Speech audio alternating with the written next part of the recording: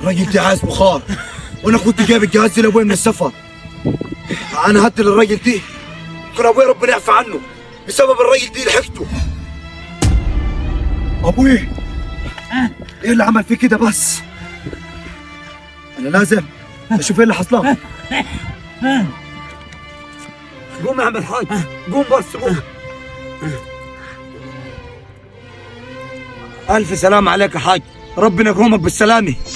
الله يسلمك يا ولدي، انت انقذتني من الموت. لا انا انقذتك ولا حاجه يا حاج، ما تقولش كده. انت اهم حاجه تقوم بالسلامه، ربنا اللي بينقذ العباد كله. وبعدين يا حاج، انت ايه اللي مقعدك في السقعه؟ ما تقول لي ايه حكايتك؟ انا هحكي لك الحكايه كلها يا ولدي.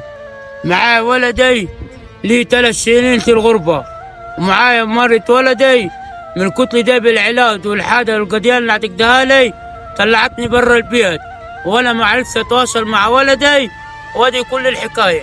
ودي كله يحصل يا حاج؟ مش مصدق اللي انت بتقوله دي. برضه مرت ولدك تعمل فيك كده؟ هي الحريم بقت للدرجه دي تعمل في ابو جوزها كده؟ والله العظيم ما مصدق. بص يا ولدي، فقت بعد ما مشيت مرتك نشتني من البيت وزلتني ورتني الليل، وقلت لك ما تمشيش، قلت لك ما تمشيش، وبعد ما نشتني عيلتي تتواصل بيك احكي لك كل حاجه. حقك علي يا ابوي، حقك علي، سامحني. بس انت عارف انا سافرت ليه يا ابوي؟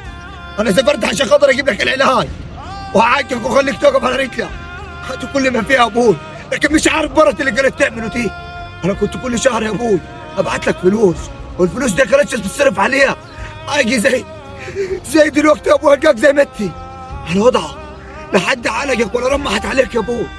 كله دي يطلع من مرتي، كله دي يطلع مني يا ابوي، تنشك وتطلعك بره البيت.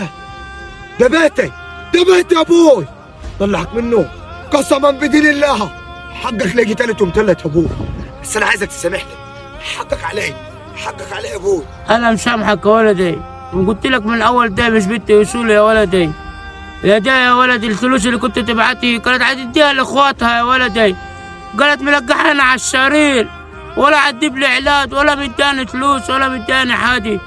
قلت لك ده مش بتاع البيوت يا ولدي، ولا مش بتاع الزواج. يا ده ما قعدتش يا ولدي على تبريط ابوها، انا عارفه.